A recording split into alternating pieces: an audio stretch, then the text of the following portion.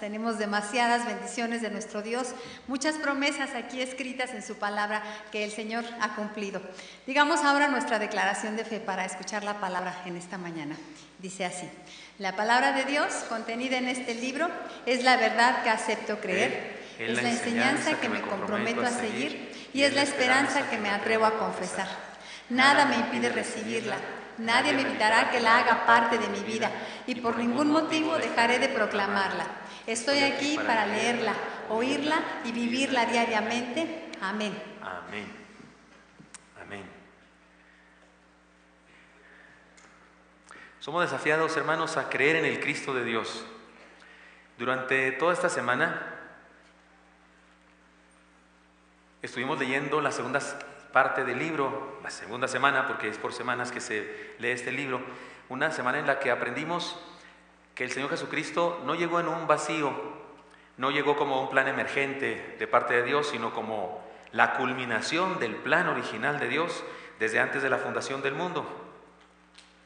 Ustedes y yo pudimos analizar en su palabra, a través de los capítulos del libro del 8 hasta el 14, tal vez usted todavía no lee el 14, el de hoy, porque lo lee por la tarde, yo no sé, pero en este libro, Misión Jesucristo, aprendimos el protoevangelio, el significado de Mesías, Cristo ungido. Si usted dice protoevangelio, ¿qué es eso, pastor?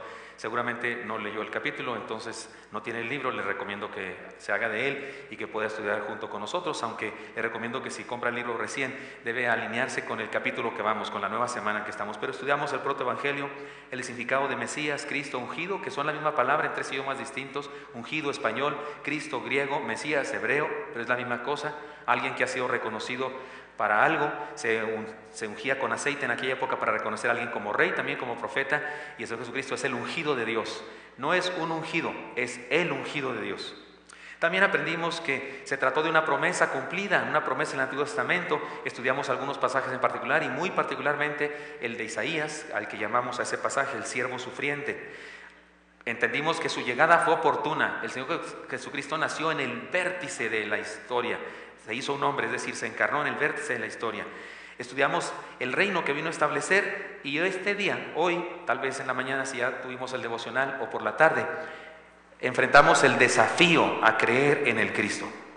Muchos han creído en el Cristo, otros han creído en el Cristo. Algunos han dado su vida por creer en el Cristo. Y quiero cantar. ¿Me dan permiso de cantar? Hermanos de videos, ya saben qué voy a hacer. Voy a cantar un canto, ¿sale? Pero mientras este canto se escucha, porque ya está grabado, se van a presentar en la pantalla algunas imágenes.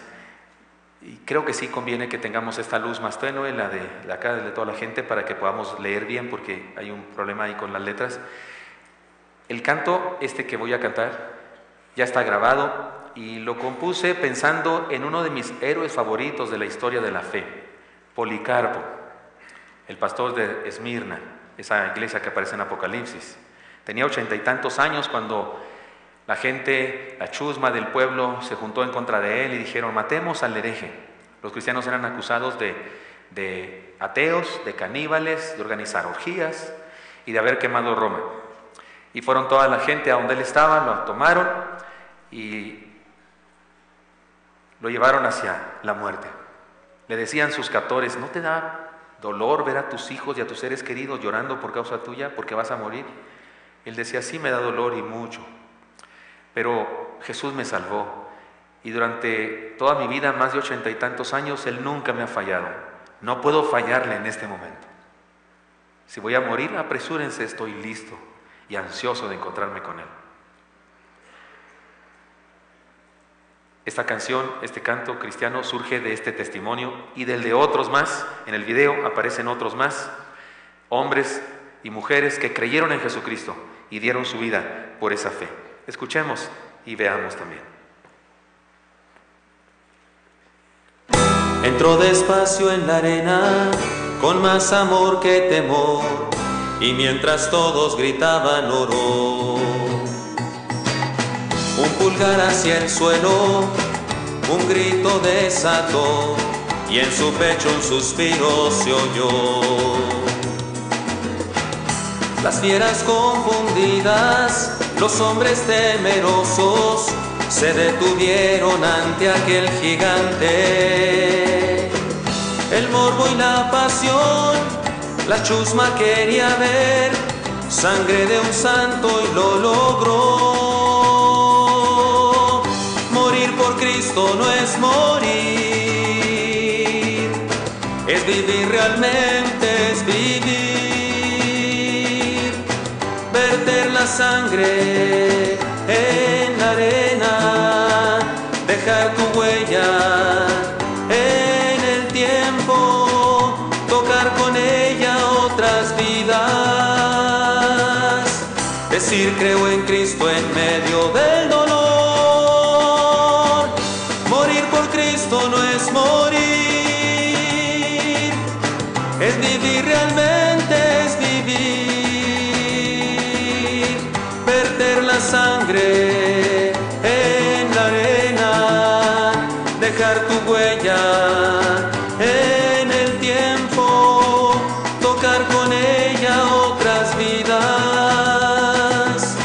decir creo en Cristo al morir. No temas al león, tampoco al gladiador, el fuego de Nerón no quema. Enciende tu valor, recuérdate campeón, si un día caes él te lleva. No pienses en volver, que el sol te dé en la frente y eleva tu oración. Y adelante, adelante, adelante. Morir por Cristo no es morir, es vivir realmente, es vivir. Verter la sangre en la arena, dejar tu huella en el tiempo, tocar con ella otras vidas, decir creo en Cristo en medio del dolor. Morir por Cristo no es morir, es vivir realmente, es vivir. Verter la sangre en la arena, dejar tu huella en el tiempo, tocar con ella otras vidas, decir creo en Cristo al morir. Entró despacio en la arena, cantando una canción, fue su último aliento, adoración.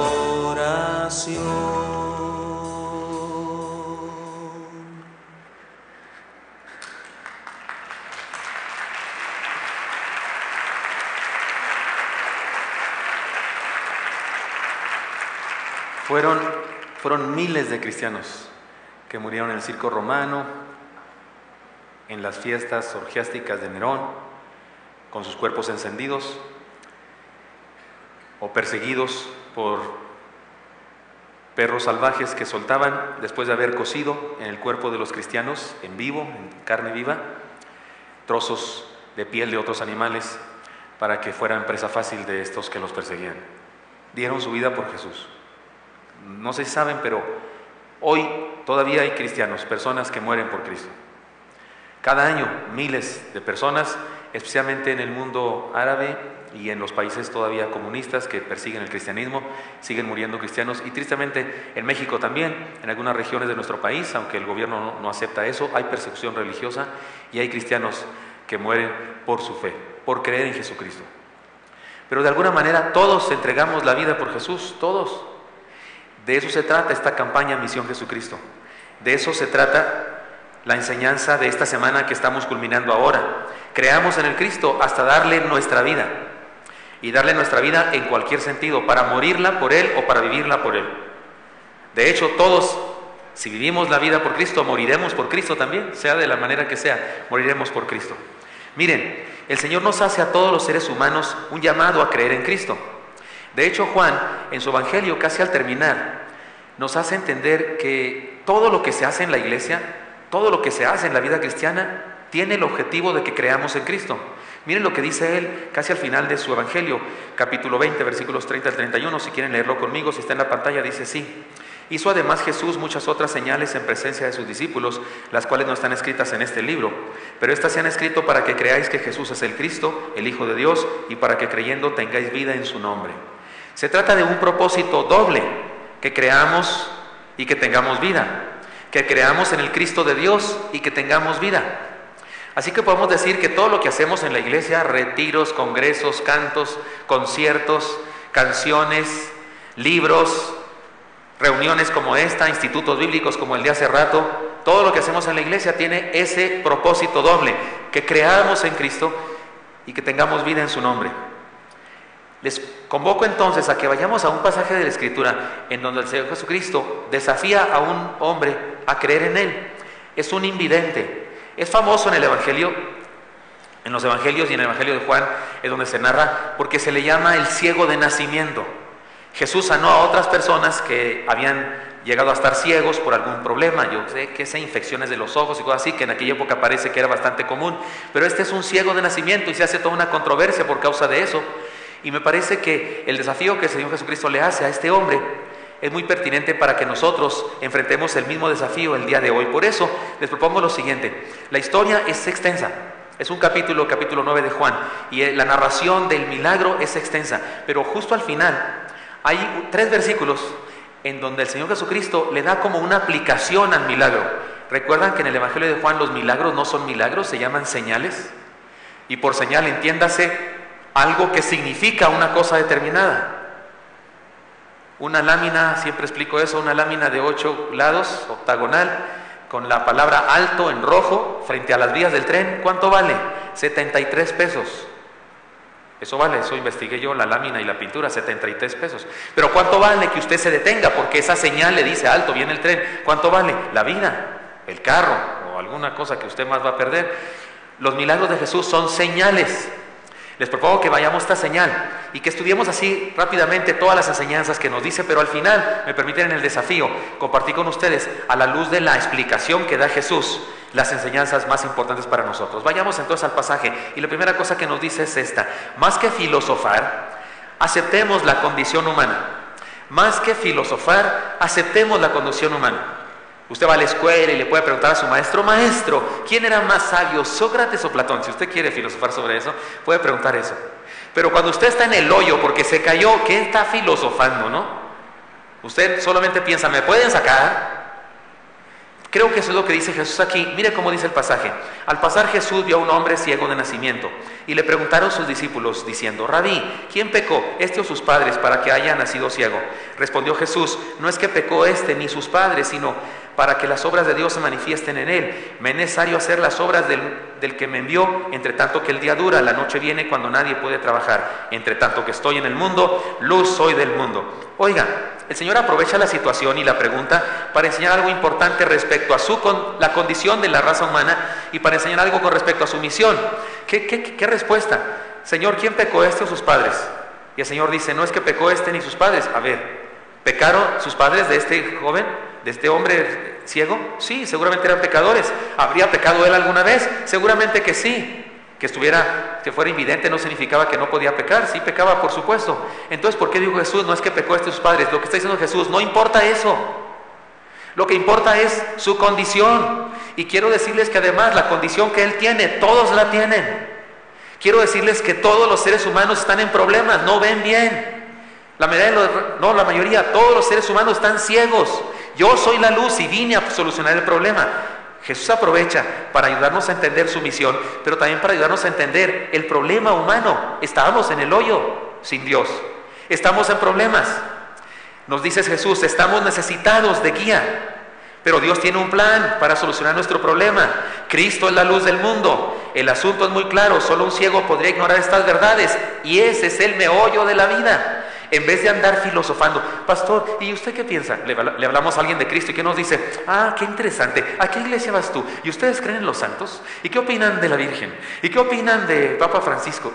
Pues sí podemos dar la opinión si quieres, pero el problema de la raza humana es que estamos en el hoyo de la perdición, sin esperanza, sin propósito, si no tenemos a Dios. Y el meollo de la vida entonces es que Jesucristo tiene un plan para salvarnos y que nos invita a creer en Él. Eso es lo importante. Por eso la primera cosa que dice este pasaje es que, más que filosofar, aceptemos nuestro problema. En segundo lugar, más que discutir, creamos en las obras de Dios. Mire esta narración, qué interesante. Dicho esto, que preguntaron a Jesús y Él respondió, dicho esto, escupió en tierra e hizo lodo con la saliva y untó con el lodo los ojos del ciego y le dijo, ve a lavarte en el estanque de Siloé, que traducido es enviado. Fue entonces y se lavó y regresó viendo. Entonces los vecinos y los que antes le habían visto que era ciego decían, ¿no es este el que se sentaba y mendigaba? Unos decían, es él, y otros, a él se parece. Él decía, yo soy. Y le dijeron, ¿cómo te fueron abiertos los ojos? Respondió él y dijo, aquel hombre que se llama Jesús hizo lodo, me untó los ojos y me dijo, ve al Siloé y lávate. Y fui y me lavé y recibí la vista. Entonces le dijeron, ¿dónde está él? Él dijo, no sé. Era ciego, ¿qué no entienden? Búsquenlo ustedes sí ven. Yo no veía nada, a mí me dijo alguien y yo no veía nada, luego fui y me lavé, ya vi, pero no lo vi a él. ¿Por qué me preguntan? No dijo todo eso, pero yo me imagino que pudo haberlo dicho. Porque cuando Jesús le puso lodo con su saliva en los ojos, él no veía nada. Fue y se lavó y regresa y no está. ¿Quién lo hizo? No sé, lo ando buscando. Ustedes son los que ven desde siempre, yo soy el que acaba de empezar a ver. ¿Cómo quieren que les diga todo? He aquí algo típico de la raza humana. Dios realiza un gran milagro y en lugar de creer, los seres humanos discuten al respecto. ¿Será ese el que sanó? No, no es, se parece, ha de ser su hermano gemelo. No, quién sabe, lo que pasa es que no sabemos. ¿Qué discuten? Él es, él dice, yo soy, ¿qué les pasa? Soy yo. Es más, quieren que una limonita, por el amor de Dios, ya vieron, soy yo. Soy el mismo. Pero ellos discuten. Ahora usted dice, qué gente, qué absurdo, un milagro, y discuten, discúlpeme, no lo critiquemos mucho, así somos el día de hoy todavía. Nos cuesta trabajo creer. Les pongo varios ejemplos, uno muy personal. Hace algunos años, la mayoría aquí sabe que yo tuve un problema cardíaco y me dio un infarto y esas cosas. No supe que era infarto hasta años después que me hicieron un estudio y me dijeron, oiga, usted sufrió un infarto hace no sé cuándo. Pero cuando me dio eso, fui al hospital, estuve con doctores, me hicieron un estudio que se llama prueba de esfuerzo con talio. Corrí en una caminadora durante 40 minutos, ya me estaba desmayando. Luego me inyectaron algo, estaba lleno de electrodos del electrocardiograma y esas cosas. Luego me inyectaron una sustancia radioactiva y luego me metieron a una máquina para ver el recorrido de mi sangre por todas mis arterias y descubrieron que tenía 2 arterias obstruidas severamente. Isquemias se llaman, hablaban de operarme a corazón abierto, de hacerme una angiopastía, o como se diga. Eso significa que se meten a mis arterias, las inflaman y luego le meten así tipo, ¿cómo se llama eso que hacen los? Tipo plomería de corazón, le meten un tubito para mantener la arteria abierta, o bien pensaban en hacerme bypass, o sea, me cortarían acá una arteria y me hacen ahí un remiendo de plomería de corazón. Hablaban de que estaba peligroso lo que me iban a hacer y no sé qué, y de pronto cuando entraron en mi corazón descubrieron que mis arterias estaban libres como el periférico a las 3 de la mañana, dijo el doctor. El doctor me dijo, antes de usted hicimos el estudio a una viejita, después de usted a un niño, no nos pudimos haber equivocado. Yo compartí eso y hubo quien dijo, gloria a Dios, pastor, pedimos un milagro, pero no faltó quien dijera, a lo mejor era otra cosa, pastor, a lo mejor su dolor nada más era de la hernia yatal. A lo mejor es que fue un aire que le dio, estaba calentito y salió en la tarde. Oiga, a lo mejor sí, pero ¿qué importa? Soy sano, pero ¿qué manía de echar a perder los milagros de Dios? A lo mejor fue esto, a lo mejor fue aquello. No, es que un cometa pasó por la Tierra y los gases de la cola del cometa se metieron a la atmósfera terrestre, se condensaron en el oxígeno, en el aire, y cuando cayeron a la Tierra se pegaron en las plantas y se hizo una sustancia blanquecina que sabía muy rico, y ese es el maná. Yo digo, qué padre milagro hizo Dios, no a través del cometa. Pero hay gente que quiere inventarle para no creer. Ya les he contado de los racionalistas, hasta teólogos racionalistas, que tratan de decir que los milagros no fueron sobrenaturales, tienen explicación científica. Las paredes de Jericó es que no tenía buenos cimientos, y entonces tanto caminar por ahí se ablandaron los cimientos y gritaron y se cayeron. Oh, sí, qué padrísimo. De cualquier manera, aunque haya sido así, qué milagro de Dios. No, el mar Rojo no se abrió, lo que pasa es que hubo sequía, no llovió durante no sé cuántos años, y además la tierra cambió un poquito su eje, entonces las aguas bajaron, era un charquito de 30 centímetros. Lo milagroso es que ahí se ahogaron los egipcios, ¿no? En 30 centímetros. Se metían uno al otro y se detenían la cabeza. Compadre, no respire, para poderse morir, porque si no, no hay milagro, compadre. Qué manía de algunos de echar a perder los milagros y decir que no son, pero eso nos pasa aún a nosotros. Hermanos, Dios transforma vidas. El cristianismo es una realidad. No evaluemos la fe por nuestras experiencias negativas, veamos las obras de Dios. ¿Por qué nos cuesta tanto trabajo creer? Hay gente que dice, me dice una mujer por ahí, pastor, es que todos los hombres son iguales. Hermana, a usted 1, 2 o tal vez 3 le han hecho la vida imposible, pero no nos corte a todos con la misma tijera. ¿Qué culpa tengo yo de que le haya ido tan mal? Todas las mujeres son iguales. Compadre, que a ti te haya destrozado el corazón una mujer, ¿qué culpa tienen todas las demás? Algunas personas valoran la vida por cómo les ha ido. Les he contado de aquella caricatura de mis hijos, de la historia de Noé. Está Noé ahí hablando a la gente y diciéndoles, Dios me habló. Y dice una mujer de ahí de la historia, de la caricatura, si Dios habla con Noé, ¿por qué no habla conmigo? Es que ya ven las traducciones de no sé dónde sacaron algunas traducciones, como las del hombre del rifle, salga de ahí o le mataré. ¿Se acuerdan de eso? Eran las más traducciones, no las traducciones de los de ahora, de voces como nosotros, sino, si Dios habla con Noé, ¿por qué no habla conmigo? Me caía regorda la mujer esa. Hay gente que piensa, Dios no habla con nadie, porque como no habla con ellos, cree que no habla con nadie. Porque valoran la vida conforme a su propia negativa y tremenda experiencia. Dios hace milagros alrededor de nosotros, no todo el mundo lo ve, no todo el mundo lo reconoce, no todo el mundo lo disfruta. Y por eso hay personas que no creen en milagros. ¿Por qué ese afán por no creer? Más que discutir, creamos en las obras de Dios. Más que la opinión popular, atrevámonos a creer. Mire cómo dice el pasaje. Llevaron ante los fariseos al que había sido ciego, y era día de reposo cuando Jesús había hecho el lodo y le había abierto los ojos. Volvieron pues a preguntarle. Oiga, si dice que volvieron a preguntarle, quiere decir que ya le han preguntado, ¿verdad? Por favor, cuente cuántas veces lo interrogan a este pobre ciego. Ex ciego. Volvieron pues a preguntarle también los fariseos cómo había recibido la vista. Él les dijo, me puso lodo sobre los ojos y me lavé y veo. Entonces algunos de los fariseos decían, ese hombre no procede de Dios porque no guarda el día de reposo. Otros decían, ¿cómo puede un hombre pecador hacer estas señales? Y había disensión entre ellos. Entonces volvieron a decir al ciego, ¿qué dices tú del que te abrió los ojos? Y él dijo que es profeta. Pero los judíos no creían que él había sido ciego y que había recibido la vista, hasta que llamaron a los padres del que había recibido la vista y le preguntaron, ¿cuántas veces van, hermanos? Diciendo, ¿es este vuestro hijo, el que vosotros decís que nació ciego? ¿Cómo pues ve ahora? Sus padres respondieron y le dijeron, sabemos que este es nuestro hijo y que nació ciego, pero como ve ahora no lo sabemos, o quién le haya abierto los ojos, nosotros tampoco lo sabemos. Edad tiene, preguntadle a él hablará por sí mismo. Esto dijeron sus padres porque tenían miedo de los judíos, por cuanto los judíos ya habían acordado que si alguno confesase que Jesús era el Mesías, fuera expulsado de la sinagoga. Por eso dijeron a sus padres, edad tiene, preguntadle a él. Son unos cobardes estos papás, déjenme decirles, son unos cobardes. Tienen miedo de los fariseos que habían anunciado que si alguien hablaba bien de Jesús sería expulsado. Y ser expulsado de la sinagoga en aquella época era muy grave. Era como si usted vive en un pueblo determinado y en ese pueblo hay un mercado. Y todos los del pueblo son parte de ese mercado. Y resulta que a usted lo expulsan del mercado. Lo expulsan de la parroquia y lo expulsan del mercado y usted no puede más vender ni comprar ahí. Eso es serio. Además no lo podían saludar, no podían tener compañerismo con él cuando alguien era expulsado. Y los papás tienen miedo y dicen, edad tiene. Ya no tenemos la patria potestad sobre él. Él ya vota por sí mismo. Pregúntenle a él y lo que diga es asunto de él, no es asunto nuestro. Se lavaron las manos con respecto a él. Pero hay que decirlo, la insistente negación de la fe de los religiosos de aquella época resulta incluso ridícula. Hay un milagro, ¿por qué no creen?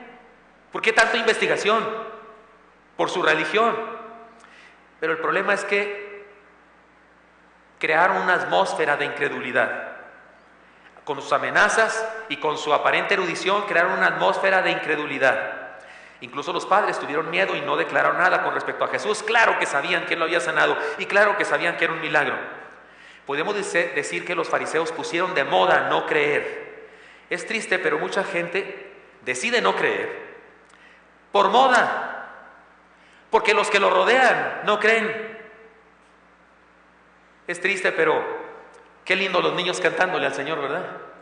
Qué hermosos orando. Una pequeñita abrió el culto haciendo una oración.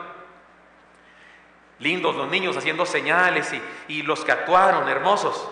Pero debemos reconocer que jóvenes o niños de una generación de hace años se convirtieron en adolescentes y luego en jóvenes, en la preparatoria por ahí empezaron a dudar de su fe. Un día llegaron a la universidad y en la universidad su maestro ateo, pero tiene todas las condecoraciones de educación que puede tener y crea un ambiente de incredulidad, habla, vocifera en contra de la Biblia, en contra de Jesús, dice que la religión es el opio de todos los pueblos, y ese joven se siente tentado y en algunas ocasiones cae en la tentación de ponerse a la moda con todos y también dudar y también dejar de creer. Es triste, pero así sucede en ocasiones. Por eso digo, más que la opinión popular, atrevámonos a creer. ¿Por qué insistir en buscar pretextos para creer? ¿Por qué preguntar a otros? Preguntémosle a Dios. Andaban preguntándole a los papás y a él otra vez y otra vez, lo interrogaron muchas veces. ¿Por qué no van con Dios? Dios, de veras, ese que anda aquí sanando, es enviado tuyo, porque si se decían que oraban mucho, ayunaban varias veces al día y se ponían sus caras así como que estoy ayunando, es que soy el más santo de la región. ¿Por qué no hablaban con Dios y le preguntaban? ¿Por qué tratar de creer lo que la mayoría piensa? ¿Por qué no atrevernos a creer y ser revolucionarios? Y eso funciona incluso para los evangélicos dentro de los evangélicos. Porque de repente ustedes y yo, hermanos de Oreb, de repente ustedes y yo en otras reuniones nos sentimos, yo me siento incómodo. He sido invitado a reuniones en donde por allá está uno declarando no sé qué y por allá está otro atando al diablo y por allá está otro no sé qué. Y yo digo, esto es de Dios. Yo no creo que tengamos poder en la boca para declarar ni para atar a nadie. Y nos sentimos incómodos porque pensamos diferente. Aquí mismo a veces me siento diferente, porque sé que cuando despepito yo contra las ideas herejías del neocarismatismo, algunos de ustedes también se me enojan. Porque algunos aquí presentes vienen a Oreb y estamos en Oreb, pero entre semanas se van a alguna reunión por ahí para que los tumben o los hagan algo. Porque hay gente que no está satisfecha con el sencillo, puro evangelio de Jesús y necesita emociones o cosas esotéricas que se mezclan con el cristianismo. ¿Por qué no atrevernos a creer la pura verdad? Aquel hombre fue sanado mediante un milagro maravilloso de Jesús, sin aspavientos, sin declaraciones de nada, sin que nadie hiciera ningún ritual, sin que hubiera cancelación de pecados generacionales. Sencillamente Jesús quiso y lo sanó. Pero hay discusión religiosa, ¿y por qué esto? ¿Y por qué en sábado? Pretextos para no creer en el Cristo de Dios y no experimentar vida. Más adelante, sigue diciendo el pasaje, más que religión, se trata de una experiencia real. Miren, siguen los interrogatorios. Entonces volvieron a llamar al hombre que había sido ciego. ¿Cuántas veces van ya, hermanos? 6 veces, si tomamos en cuenta la de la gente. Y le dijeron, da gloria a Dios. Eso significa, jura decir la verdad, toda la verdad y nada más que la verdad. Lo estaban poniendo en el banquillo los acusados cuando le dijeron, da gloria a Dios. Nosotros sabemos que ese hombre es pecador. Entonces él respondió y dijo, miren qué chulada de chamaco, recién ve, pero es más listo que ellos. Si es pecador, no lo sé. Una cosa sé, que habiendo yo sido ciego, ahora veo. ¿Cómo la ven? Eso no lo dijo, ¿no? No, pero debía haberlo dicho. Le volvieron a decir, ¿qué te hizo? ¿Cómo te abrió los ojos? Y él ya harto responde. No dice ya harto, pero él le respondió, ya os lo he dicho y no habéis querido oír. ¿Por qué queréis oírlo otra vez? ¿Queréis también vosotros haceros sus discípulos? ¡Pum! ¿Oyeron el cráneo que se quebró? Porque fue una patada de mula en la cabeza. ¿Queréis acaso haceros también vosotros sus discípulos? Y le injuriaron y dijeron, tú eres su discípulo, pero nosotros discípulos de Moisés somos. Nosotros sabemos que Dios ha hablado a Moisés, pero respecto a ese no sabemos de dónde sea. Respondió el hombre y les dijo, pues esto es lo maravilloso, y por maravilloso entiéndase, esto es lo curioso, esto es lo raro, esto es lo extraordinario, esto es lo que no entiendo. Que vosotros no sepáis de dónde sea, y a mí me abrió los ojos. Eso es lo curioso, me estoy sospechándome algo. Ustedes son los que hablan de milagros y de Dios haciendo proezas. Ustedes nos enseñaron que abrió el Mar Rojo, que derribó las murallas de Jericó. ¿Y no saben de este hombre que hace milagros? Se me hace sospechoso. Y sabemos que Dios no oye a los pecadores, pero si alguno es temeroso de Dios y hace su voluntad, a ese oye. Desde el principio no se ha oído decir que alguno abriera los ojos de uno que nació ciego. Si éste no viniera de Dios, nada podría ser. Respondieron y le dijeron, tú naciste del todo en pecado y nos enseñas a nosotros. Y lo expulsaron, sí, lo excomulgaron. Ya dije que cuando le dijeron que dijera da gloria a Dios, estaban poniéndolo en el banquillo de los acusados, pero él, es lo maravilloso, se mantuvo firme en su decisión de creer y de confesar a Jesús. Además manifestó una lógica extraordinaria. Analicemos lo que quiso decir. ¿Cómo puede un pecador hacer milagros? A ver, explíquenme, maestros de teología, les dice, ¿cómo puede un pecador hacer milagros? ¿Cómo es que ustedes no saben de dónde es? Y a mí me abrió los ojos. Los teólogos no saben nada de él. Si no viene de Dios, ¿cómo es que hace maravillas? Dice él en su lógica de ex ciego. ¿Por qué preguntan tanto? Y otra vez repito que les dijo, ¿quieren ser sus discípulos? Esto se parece mucho a lo que pasa en nuestros días.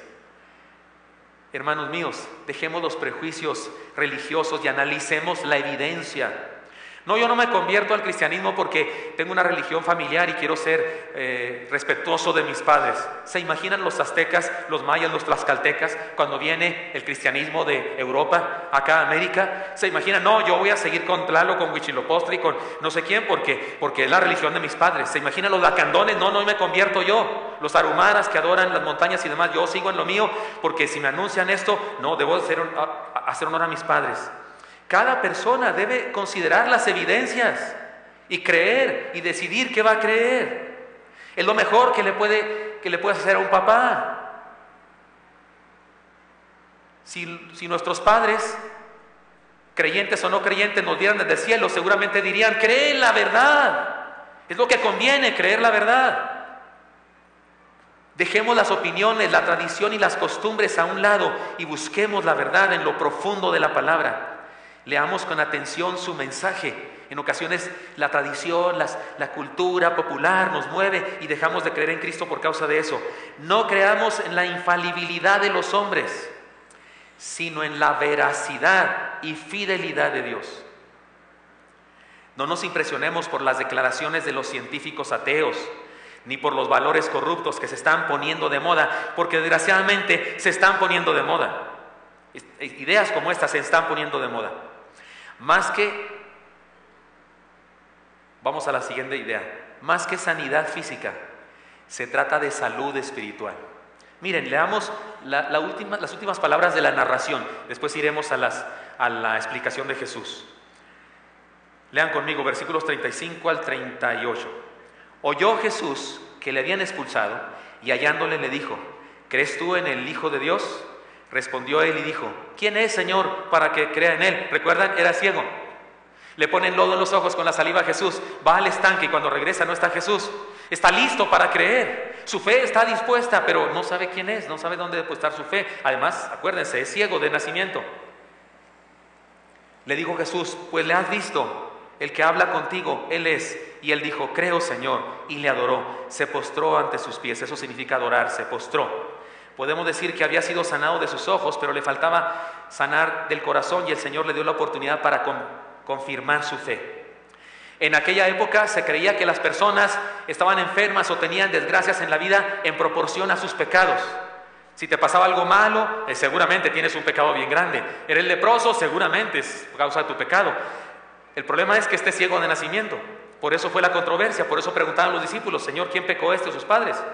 Por eso ellos le dijeron, tú estás en pecado y nos enseñas a nosotros, porque decían de un ciego de nacimiento, ¿cómo pecó? Se supone que las desgracias de la vida son causadas por el pecado. Este no había nacido ¿cómo pecó? Había dos teorías. Decían que había una especie de antesala antes de nacer y ahí había pecado. Y otro decía, no, es por culpa del pecado de sus papás. Los dos son errores. Pero el problema es que el día de hoy sigue habiendo fariseos como esos. Cuando a usted le pasa una desgracia, ¿qué le dicen? Oh, chiquito, pues habla con Dios porque algún pecado has de traer. Y usted y yo, como si somos pecadores, pues se la creemos porque pues ni modo de decir que no somos pecadores. Si de veras las desgracias o las enfermedades son consecuencia de los pecados, no, pues yo soy de lo peor, porque últimamente me ha llovido en mi milpita. Mi esposa, y le recomiendo un sermón que predicó ella en la reunión de matrimonios el sábado antepasado. Mi esposa, no voy a decir la enseñanza, pero se la recomiendo ver en internet, pero ella contó una anécdota que le aconteció. Fue a una tienda libre de gluten para comprar cosas para celíacos como yo, y se encontró ahí una señora, y ya ven las señoras, una tiendita chiquita, porque cosas libres de gluten hay como unas 12. No crea que haya así gran cantidad. Entonces estaban ahí escogiendo entre las 12 cosas lo que iba a comprar mi esposa para mí. Y le dice mi esposa, las señoras se hacen amigas. Ah, sí, fíjese que yo me estoy estrenando, dice mi esposa, porque mi esposo está estrenando como celíaco y por eso ando buscando. Y la señora dice, sí, también mi esposo es celíaco. Y entonces mi esposa le dice, no, mi esposo, pues, era una lucha a ver quién tiene el esposo más amolado. Mi esposa le dice, no, pero mi esposo además es diabético. O sea, hay que escoger cosas sin gluten y sin azúcar. Y la señora dice, bueno, mi primer esposo era diabético, por eso me divorcié. Y me salió celíaco. Yo le digo a mi esposa, no, pues tú no tienes que divorciarte porque soy las dos cosas de una vez. Paquete doble. Oiga, eso pensaban y por eso aquel hombre se sentía no solamente en desgracia por su ceguera, sino que Dios no lo quiere, no lo ama y viene Jesús y por eso le dice, ¿estás listo para creer en el Cristo? Sí, Señor, estoy listo, pero no sé quién es. Hablas con Él. Creo, Señor. Y ¡zas! Me encanta, estaba listo para hacerlo. Hermanos míos, no se trata solo de decir que hay Dios, se trata de seguirle y obedecerle. No se trata solo de acudir a Él cuando lo necesitamos, se trata de caminar con Él todos los días. No se trata solo de presumir un milagro, se trata de entregarle la vida en adoración. Algunas personas dicen, pues yo creo en Dios, no, soy creyente. Se trata de obedecerle y seguirle con todo el corazón. Insisto, no se trata solo de acudir a Él cuando hay necesidad, se trata de caminar con Él todos los días. ¿Ha notado que hay cristianos de riego y cristianos de temporal? Las tierras de riego se siembran todo el año porque hay un río cerca, una acequia cerca de donde saca agua para regarlas, entonces se riega en cualquier temporada. Por eso usted puede sembrar una cosa una temporada y la otra temporada siembra otra cosa y otra, y nunca están ociosas las tierras de riego. Pues las tierras de temporal no tienen acequia, no tienen arroyuelo, no tienen río cercano y dependen de las lluvias. El riego es pluvial. Si llueve, pues ahí va usted y les hace surcos para que caiga el agua por donde quiere que están las semillas. Pero si no llueve, no hay nada que hacer. Entonces solamente reciben una cosecha, esas tierras solamente sirven para una temporada. Hay cristianos de temporal. Vienen de repente a la iglesia, se desaparecen durante años o meses y luego vuelven a venir. Son de temporal. Nomás de vez en cuando. Ahora, ¿qué hacemos en esta iglesia cuando los cristianos de temporal vienen de repente? Les digo, usted es de temporal, sáquese aquí. No. Le decimos, bienvenido, Dios le bendiga, gracias hermano, qué lindo que vino, porque qué bueno que vino. Pero ojalá que se convierta en cristiano de riego, es decir, permanentemente caminando con el Señor. Insisto, no se trata de decir que hay Dios, se trata de experimentarlo, de obedecerlo, de seguirlo. No se trata de presumir milagros. Hay congregaciones que le echan mucha crema a los milagros y parecería que creen más en el milagro que en Dios mismo. Los milagros son esos, señales del poder de Dios, pero lo grande es Dios. Usted y yo seguimos a Dios, no los milagros. Yo no creo en mis arterias coronarias destapadas, creo en Dios quien me las destapó. Es diferente creer en los milagros que creer en Dios. Creemos en Dios y sabemos de sus milagros. Muy bien, hermanos míos. Este es el pasaje. Ahora déjenme ir a la parte final donde Jesús, nuestro Señor, hace una explicación del milagro y nos dice lo siguiente y nos da un desafío a creer en el Cristo. Dijo Jesús, para juicio he venido yo a este mundo, para que los que no ven, vean y los que ven sean cegados. Entonces algunos de los fariseos que estaban con él al oír esto le dijeron, ¿acaso nosotros somos también ciegos? Jesús les respondió, si fuerais ciegos no tendríais pecado, mas ahora porque decís, vemos, vuestro pecado permanece. Oigan, esto merece una explicación. Esta parte, para los que no ven, vean y los que ven sean cegados, merece una explicación. Usted dice, ¿qué? ¿De qué se trata? Pero les digo una cosa, esta idea Jesús la dijo muchas veces cuando estuvo aquí entre nosotros. Cuando contó las parábolas de la cizaña y la parábola del sembrador, los discípulos le preguntaron, Señor, ¿por qué hablas por parábolas? Y él dijo, para que viendo no vean, oyendo no escuchen, y para que no crean, y no se arrepientan, y no sean perdonados. ¿Y ustedes qué? ¿Ha leído eso? Mateo capítulo 13, versículos 13 al 17. Jesús dice estas cosas, y uno dice, ¿qué, Señor? ¿De qué se trata? Merece una explicación, se las doy, es sencilla. Si ponemos atención, seguramente entendemos lo que quiso decir el Señor. Lo que quiso decir es lo siguiente: aquellos que reconocen su necesidad, es decir, se reconocen ciegos y necesitados, pueden ver la luz por el Evangelio del Señor, porque reconocen que están ciegos y se les ofrece ver, aceptan. Aquellos que creen tener su propia verdad, su propia visión, que dicen creer a su manera y no aceptan corrección, son cegados por la predicación del Evangelio. ¿Está claro ese asunto? Aquellos que se creen que tienen, no, es que yo tengo mi propio punto de vista. O sea, no son de los que se creen ciegos, no se creen ciegos. No, es que yo tengo mi propio punto de vista respecto a Dios. Es que yo tengo mi propio punto de vista con respecto a la Biblia. Los que dicen eso, el Evangelio los ciega, les impide ver. No es por el Evangelio mismo que no puedan ver, es por su necedad en su cabeza que no pueden ver. Los fariseos hicieron algo peor que todos los demás. Toda la demás gente que rechazó a Jesús lo hizo por ignorancia y por seguir la tradición de los fariseos. Pero los fariseos no fue esa su acción. Los fariseos sabían que Jesús era el Mesías y a pesar de eso lo rechazaron. Ellos no ignoraban quién era Jesús, sí sabían. Su problema no fue la ignorancia, sino el desprecio deliberado de la verdad. Por eso me resisto a que me convenzan algunos que hagamos una religión mundial. Hay que unirnos todos los cristianos, todos católicos, evangélicos, todos, una unidad, el ecumenismo y no sé qué. Me resisto a participar en algo así. Porque no puedo creer que los teólogos, no puedo creer que los que han estudiado en su seminario 8 años, han estudiado los idiomas bíblicos, hebreo, griego, el latín no es idioma bíblico, pero también lo estudian. Los que han estudiado a los padres de la fe, han estudiado toda la historia, sigan practicando las herejías que practican. El día que yo vea a una de esas personas quitarse esa gorra y decir, no me la pongan a mí, yo no soy el sumo pontífice es Jesús y nadie más, entonces creeré que hay esperanza de unirnos. Entonces, pero mientras, habiendo conocido la palabra, no la enseñen como dice la palabra, ni la vivan, se me hace sospechoso. Por eso, los fariseos hicieron algo más grave. Sabían que Jesús era el Mesías y lo rechazaron. Otra manera de decir esta palabra de Jesús es esta: hay gente que no quiere entender, por lo tanto no entiende y no entenderá jamás. Es como esa gente que dice, no me hables, no, cállate, cállate, y se tapan los oídos. Es terrible, ¿no? ¿Se acuerdan de Cantinflas, de Capulina? No oigo, soy de palo, tengo orejas de pescado, ¿recuerdan? Solo aquellos que tienen un corazón y mente abiertos a Dios pueden recibir su mensaje. Aquellos que están cerrados al oír su voz se cierran más, como los ojos enfermos. Usted saca a una persona con los ojos enfermos a la luz y lo cierra más. La presencia del Señor en la tierra y su evangelio hacen que los seres humanos nos definamos categóricamente. ¿Creemos o no? Los que creen y los que no. Ese es el verdadero dilema de la vida. Ser o no ser no es el dilema. Creer o no creer es el dilema. Con todo respeto para Shakespeare. Y aquí está el desafío entonces, mis hermanos. Habiendo sido ciego, ahora podía ver. Se enfrentó con Jesús y depositó toda su confianza y creyó. Analicemos 3 frases que aparecen en la narración. 2 de las frases son del exciego, el hermano exciego, y una de ellas es de los injuriadores. Y se trata del desafío a creer en el Cristo. Primera frase, primera palabra del hermano exciego. Si es pecador no lo sé. Léanla conmigo. Una cosa sé, que habiendo yo sido ciego, ahora veo. Atrevámonos a creer en el Cristo de Dios y a experimentarlo personalmente. Repito, atrevámonos a creer en el Cristo de Dios y a experimentarlo personalmente.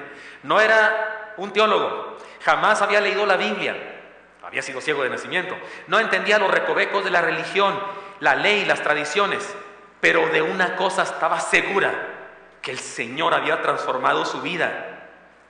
Su ejemplo es una huella que podemos seguir nosotros.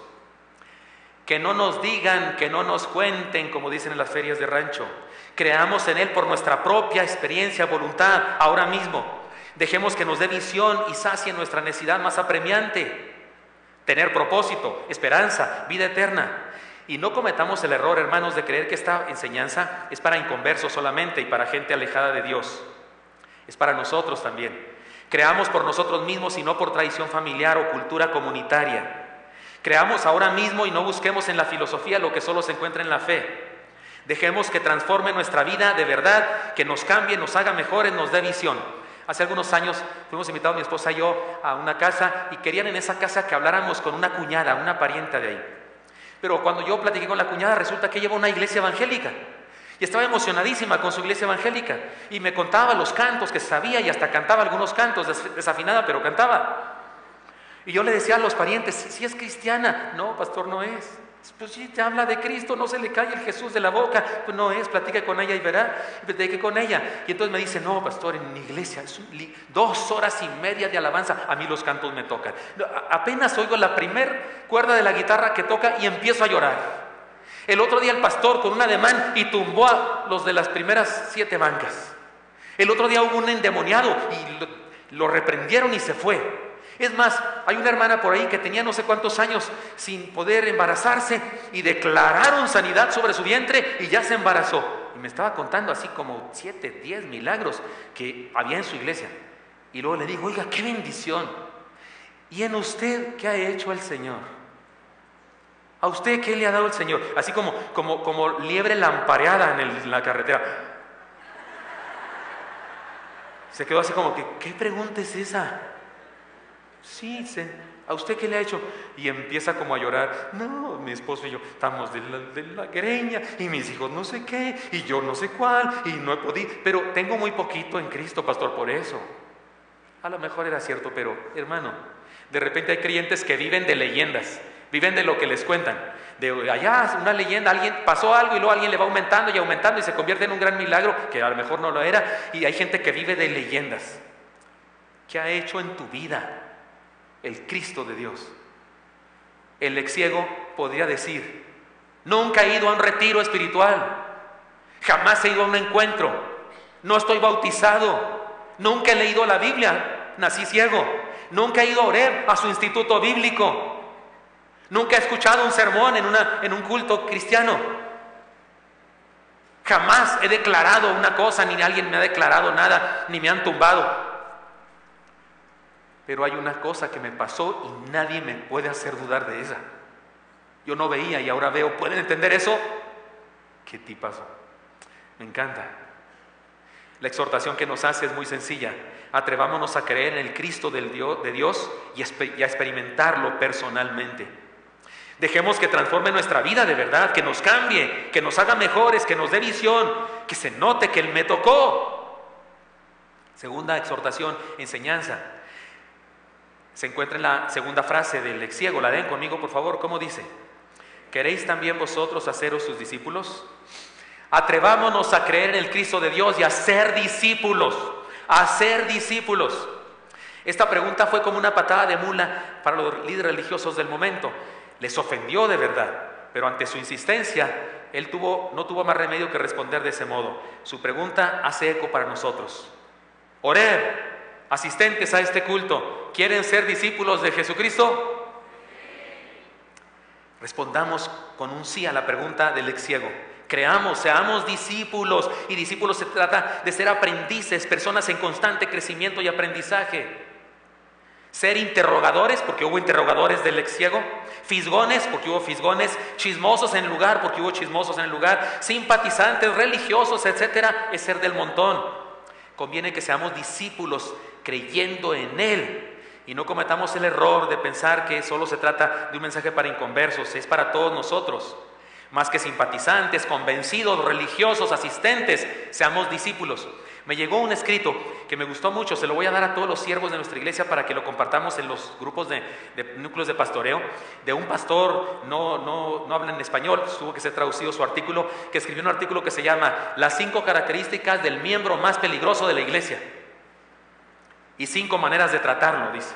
No voy a decir todo sobre eso, es muy interesante el artículo, pero el hermano dice, el miembro de la iglesia más peligroso es el que no acepta enseñanza, cree que él tiene la única verdad, no acepta liderazgo sobre su vida, todo lo critica, todo lo que le enseñan tiene alguna manera para escabullirse por ahí, decir su crítica y no sé qué, y luego dice por qué es peligroso. Lo aprenderemos en el núcleo de pastoreo. Cristo quiere que seamos discípulos. El ex ciego quiere que seamos discípulos de Cristo. Él le hace la pregunta incluso a los... ¿No les habló con ¿cómo se dice cuando habla así?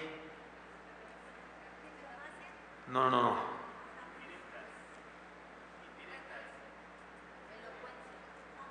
Es una palabra, se estaba burlando de ellos, ¿no? Cuando les dice, ¿quieren hacer sus discípulos? Antes de sarcasmo hay otra palabra menos grave. ironía. No les habló con ironía, es la celiaquía o lo que tenga yo, es el gluten. No les habló con ironía, les habló con sarcasmo. ¿Quieren hacerse discípulos? Es como si usted se va a la playa, no se lleva protector solar, se quema así, se le hace una ampolla de este tamaño y luego se le revienta la ampolla, está rojo y le echan limón. No, hombre, eso sí está grave, algunos se están rascando por ahí. Pero este hombre nos desafía a nosotros. ¿Queréis haceros? Sí, más que simpatizantes, convencidos, religiosos, asistentes, seamos discípulos y no de temporal, de riego. Y por último, la última palabra no es de él, es de ellos, de los malos. Leen conmigo, por favor. Dice, y la injuriaron y dijeron, tú eres su discípulo. Fue así despectivo, tú eres su discípulo. Les he contado que yo estudié arte dramático y composición poética, y mi maestro de arte dramático y composición poética nos pedía poemas medidos y rimados, sonetos perfectos y eneasílabos y demás, y tenemos que hacerlos. Y yo aprovechaba para escribirle cosas cristianas y para anunciar el evangelio en mis escritos, mis rimas que le mandaba.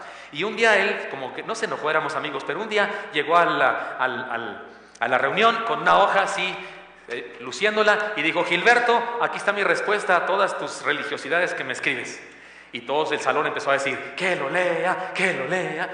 Y pues ni modo, lo leí. Cuando lo leí, o sea, como quien dice, me hizo pedazos con su poema, ¿no? Y todos le aplaudieron, y yo no me quise quedar, que soy más competitivo que cualquiera. Y entonces yo me fui a la casa y escribí otras rimas o un poema, y le escribí a él, y llegué, profe, aquí tengo la respuesta. Y todos, ¿qué creen que dijeron? Que lo lea, y sacarrácatelas. Y así nos la pasamos durante más de un año, escribiéndonos, diciéndonos de cosas, como allá en el Rancho Grande, pero con poemas. Él me escribió uno muy lindo, que todavía me lo sé. Me dijo, amigo, lo sé, estoy hecho de arena, y cuando las olas me alcancen, me esparcirán por los mares, y solo quedará un recuerdo de mí, estos malos poemas. Y dirán qué bueno era, y con palabras huecas se acordarán de mí. Y a ti te pasará lo mismo, pero por tu fe quizás tus raíces sean más firmes y necesaria sea la mar entera para desadherirte. Pero ahí estaremos tú y yo, y uno de los dos, equivocado, dejará que el otro le palmee. Mientras tanto, camarada, déjame creer en lo que creo, en la arena, en el sol, en la mar entera, en la misma forma persistente como creo en ti, amigo mío. Está lindo, ¿no? Está lindo. Me gustó que dice que por mi fe tal vez es más difícil aquellas cosas, y me gustó también que dice que uno de los dos equivocado dejará que el otro le palmee. Yo sé que el equivocado será él, pero que él sepa que por lo menos hay uno que estará equivocado es buena señal. Estoy esperando que se convierta mi profesor, para que cuando se convierta podamos publicar ese libro de poemas, pero si no le gano convirtiéndose, pues no vale la pena, pero pidan a Dios que se convierta. Pero lo que más me gustó del poema no fue todo eso, fue lo que él me puso en la dedicatoria. Yo en la dedicatoria del poema anterior le puse a fulano de tal, no diré su nombre hasta que se publique el libro, a fulano de tal, enemigo acérrimo de la verdad. Así le puse yo, seco, directo y a la cara. Y él, cuando me dio este poema, le puso a Gilberto Gutiérrez Lucero, enemigo acérrimo del diablo. ¡Ah, padre! Me encantó. Él creía como que estaba así, como que chácate, este enemigo del diablo. Pero yo dije, amén. Me sentí Gedeón. ¿Se acuerdan Gedeón? Gedeón destruyó el altar de su padre, un altar idolátrico a Baal, y entonces vinieron todos los del pueblo a matar a Gedeón, y el papá, para salvarlo, dijo, oigan, ¿por qué lo matan ustedes? Dejen que Baal lo mate, ¿no? Déjenlo a mi hijo, si Baal es Dios, que Baal se encargue de él. Y por eso le pusieron a Gedeón Jerobaal, que quiere decir Baal contienda contra ti. Entonces llega mi maestro y me pone enemigo acérrimo del... Yo dije, sí soy. Estos quieren insultar a aquel ex ciego, tú eres discípulo de Jesús. Y él dice, fíjense que sí. Y me encanta que me lo digan. Hermanos míos, atrevámonos a creer en el Cristo de Dios y a ser discípulos hasta que se nos note. Seamos testigos de lo que Dios puede hacer con hechos y palabras. Él era un ciego, se convirtió en testigo, había vivido de la caridad y ahora compartía el evangelio con todos. Les voy a confesar, ¿me dan permiso de confesarles una pena? ¿Me dan permiso? El primer domingo de esta campaña mandamos a hacer muchos folletos evangelísticos, me parece que 5,000 de cada uno. Y el primer domingo de la campaña todos tomaron uno porque estaba en el libro, era obligatorio llevarse el folleto de la campaña. Y algunos tomaron otros más con un donativo. No alcanza con el donativo ni para hacer otros iguales, pero no le hace. pero nos quedan 3,000 o 4,000 folletos. El domingo pasado, la idea era que cada quien tomara uno, porque tiene un libro, toma uno. Si quiere más, puede comprar más. Se nos quedaron. Tal vez 500 de nosotros, no fue por su folleto, aunque era de regalo. ¿Qué se trata? Una decisión ya inteligente, racional y consciente. No evangelizo, y háganle como quieran. Había sido ciego toda su vida y apenas ve la luz y se convierte en un proclamador de la verdad del Señor. Eso es ser discípulo de Jesucristo. Si usted evangeliza aún sin folletos y por eso no fue su folleto, no me haga caso, no se ponga el saco. Pero necesitamos atrevernos a creer en Cristo de Dios y ser testigos hasta que se nos note. Seamos defensores de la verdad, aunque sea impopular y peligroso. Lo que Dios hizo en la vida de aquel hombre fue tan grande que él no estuvo dispuesto a callarlo a pesar del peligro que le acechaba. Y no cometamos una vez más, el error de creer que esto es para inconversos, es para nosotros también. Mire, discípulo es uno que cree y lo proclama. Discípulo es uno que cree y enfrenta burlas, críticas y las dificultades de la vida. Discípulo es uno que ha sido transformado y se porta diferente. Se distingue del mundo, es otro. Si dicen de nosotros, eres el mismo patán de siempre, si no es más que la misma cosa, no estamos dando testimonio de ser discípulos, no estamos dando testimonio de que creemos en el Cristo. Atrevámonos a creer en el Cristo de Dios. Y déjeme contar una historia para culminar esta invitación.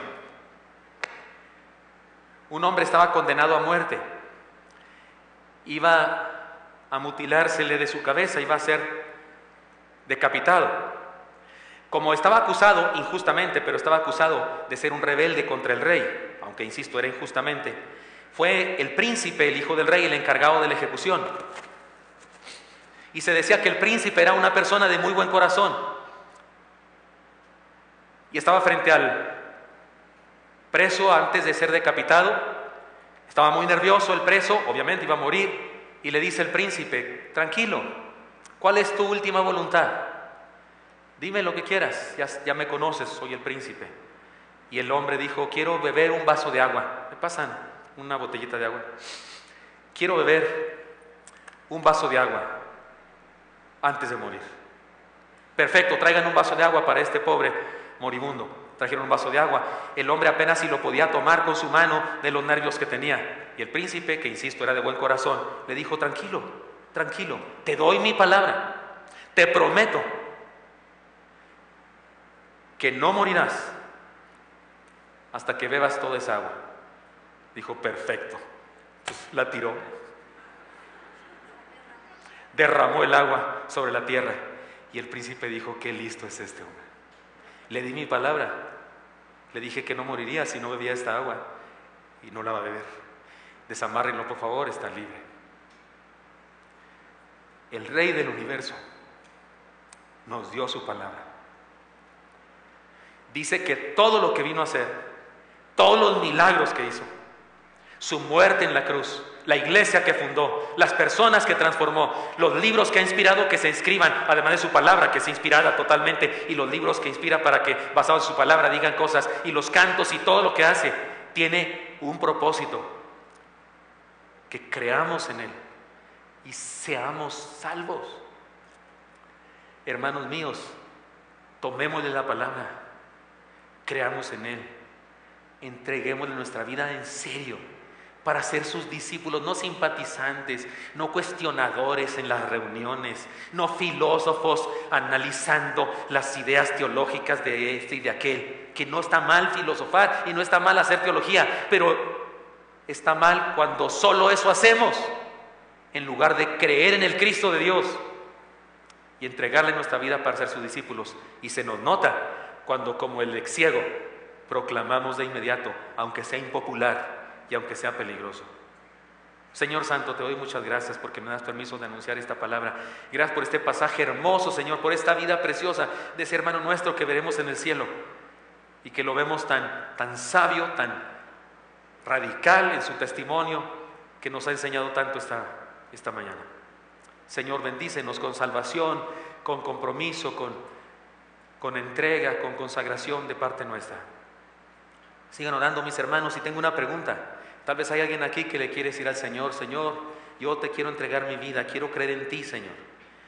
Y tal vez hay alguien que quiere decir: Señor, yo no solo quiero creer en ti, ya creo, además quiero ser tu discípulo de verdad. Porque has hecho cosas en mi vida, has transformado mi vida y quiero que la transformes más y más cada día. Y quiero que me uses, Señor, para que otros sepan de ti, otros conozcan de ti. Si esa es tu decisión, hermano, amigo, amiga, hermana, ahí en tu lugar levanta tu mano y déjame orar por ti. Los que tomen esta decisión, ahí en su lugar levante su mano. Dios les bendiga, Dios les bendiga, Dios les bendiga, les felicito, Dios les bendiga, les felicito de todo corazón. Dios les bendiga. Alguien más, dígamelo levantado su mano. Dios le bendiga, Dios le bendiga. Puede bajar su mano. O sea, alguien más que dice: yo quiero entregar mi vida a Cristo, dígamelo levantando su mano en su lugar. Dios les bendiga. Padre Santo, pongo en tus manos a mis hermanos y hermanas. Y te pido, Señor, que esta decisión, quienes están decidiendo aceptarte en sus corazones, que ahí en el secreto de sus vidas, Señor, vengas, por favor, pon tu mano sobre ellos, bendíceles, Señor. Usa a quien les invitó o usa a cualquiera de tus hijos, Señor, para que le ayude a caminar en la vida cristiana. Pero a todos, Señor, a los nuevos creyentes y a los ya creyentes que hemos decidido consagrar nuestra vida, permítenos dar testimonio de esta decisión, Señor, compartiendo con otros la fe, viviendo la salvación, el Evangelio, hasta que se nos note, y compartiendo con hechos y palabras a otros la fe. Bendícenos, Dios. Tómanos en tus manos, en Cristo Jesús te lo pido. Amén.